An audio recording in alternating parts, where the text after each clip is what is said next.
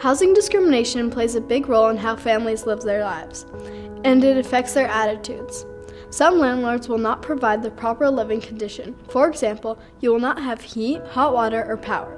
This can make a family feel disrespected and unhappy because they know that if they were in a neighborhood with a higher rate, they would not have these living conditions. This is one form of housing discrimination, but there are more affecting people today and in the past. In the first part of the 20th century, there were covenant laws, which were laws that allowed neighborhoods to forbid people of color from buying houses because of their race. This was legal and not frowned upon until 1948 when Lorraine Hansberry's family held a case against this housing discrimination. It became a Supreme Court case. Racially restrictive covenants and other factors that made up housing discrimination were being reviewed.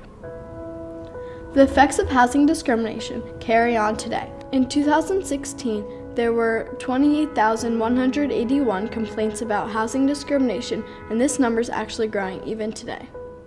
These people made complaints about landlords not renovating apartments, which violates certain laws to protect tenants. If you were a wealthy family that lives in a neighborhood with many opportunities, you would have more options for better schools, a variety of housing choices, and more. Housing discrimination connects with a raisin in the sun because it makes it harder for the youngers to live.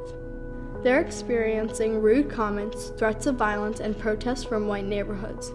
This is happening when Mr. Linder came to the Youngers' house and said that for the happiness of all concerned, that our Negro families are happier when they live in their own communities.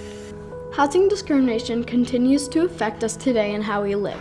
Even though redlining and covenants are illegal, a lot of Black communities still live in designated areas. We see similar effects with the white community.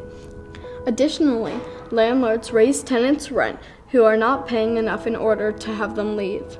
We challenge you to go out on your own time, read the book A Raisin in the Sun, and think about how you can make a difference.